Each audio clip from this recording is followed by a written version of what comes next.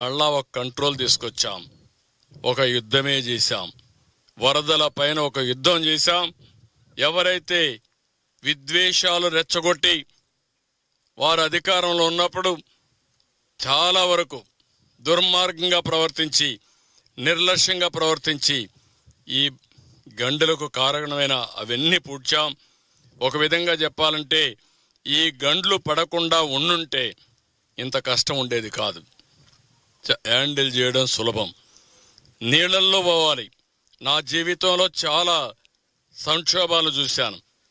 ఉదుహుదు చూశాను, super cyclone చూశాను, తిత్లీ చూశాను. అక్కడ జరిగింది, ఒకసారి విపత్తు వస్తుంది, ఆ విపత్తు వెళ్ళిపోతుంది.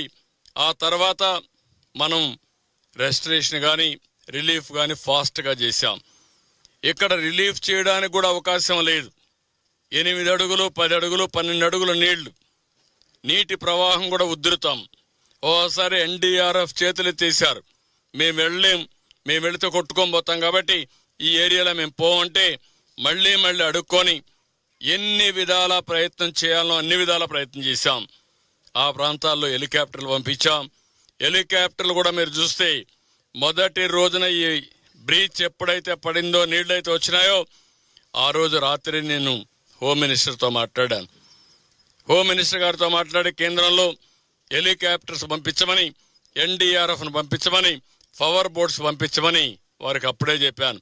దాంతో తెల్లవారే కొందికి ఎక్కడెక్కడో ఉండే బోట్లని ఎయిర్ లిఫ్ట్ చేశారు. పంజాబ్ నుంచి పంపించారు, చెన్నై నుంచి పంపించారు, బెంగళూరు నుంచి పంపించారు. వివిధ ప్రాంతాల్లో ఉండే ఈ బోట్లు కానీ, అదే మరిగా ఎన్డీఆర్ఎఫ్ స్టాఫ్ను కానీ పెద్ద ఎత్తున పంపించారు. వాళ్ళందరూ వచ్చారు. వాళ్ళందరి సహకారంతో పనిచేశాం. మళ్ళీ తక్కువ ఉంటే రెండో రోజు ఇంకా ఎక్కువ తెప్పించాం. ఎన్ని ప్రయత్నాలు చేయాలనో అన్ని ప్రయత్నాలు చేసి ఈరోజు ప్రజల్ని కొంతవరకు ఆదుకోగలిగాం. ప్రాణ నష్టం తగ్గించాం, ఆస్తి నష్టాన్ని తగ్గించలేకపోయాం.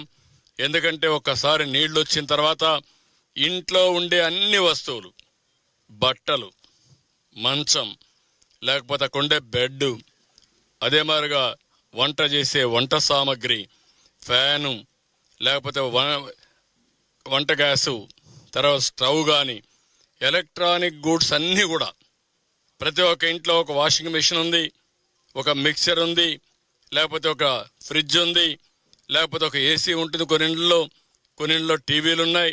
అన్నీ కూడా పోయినాయి.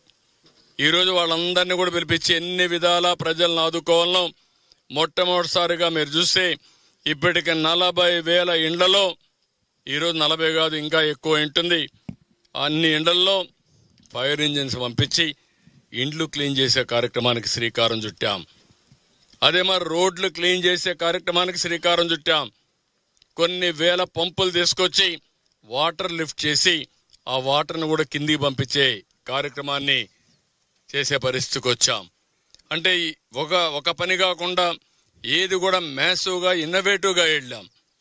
టెక్నాలజీ ఉపయోగించాం, ఇంకో పక్క మెషిన్స్ ఉపయోగించాం, ఇంకో పక్క మనుషులందరినీ చైతన్యపరిచాం, వినూత్నంగా చేసి ఈ రోజుటికి ఒక మాటలో చెప్పాలంటే యుద్ధంలో గెలిచాం కానీ యుద్ధంలో జరిగిన నష్టం మాత్రం ఇంకా వెంటాడుతూ ఉంది.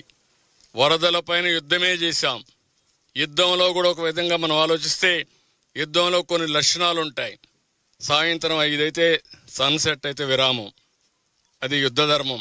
మళ్ళా నెక్స్ట్ డే తెల్లవారితో సూర్యోదయం అయిన తర్వాతనే యుద్ధం ప్రారంభం అవుతుంది. రాత్రి రెస్ట్ తీసుకోవచ్చు. కానీ ఈ యుద్ధంలో మాత్రం రాత్రి రెస్ట్ తీసుకుంటే ఏమవుతుందో తెలియదు. ఇక్కడ రామానాయుడు గారు ఇక్కడే కూర్చొని మనుషులు పెట్టుకొని ఇక్కడే తూలుతూ ఈయన పనిచేస్తే అందరూ కూడా ఇదే స్ఫూర్తితో ఎక్కడికక్కడ రాత్రింబగుళ్ళు పనిచేశారు. ఆ విధంగా రాత్రింబగుళ్ళు పనిచేసి స్ఫూర్తిని నింపిన ప్రతి ఒక్కరిని చేతులెత్తి హృదయపూర్వకంగా నమస్కారాలు తెలియజేస్తున్నా, వాళ్ళందరినీ అభినందిస్తున్నా. ఇది సమాజం కోసం మీరు చూపించిన చొరవ, ఈ స్ఫూర్తి శాశ్వతంగా ఉంటుంది. వాళ్ళందరినీ మరొక్కసారి అభినందిస్తూ, దీంతోనే పని అయిపోలేదు, ఇంకా చాలా చేయాల్సింది ఉంది. ఎన్యూమరేషన్ స్టార్ట్ చేశాం.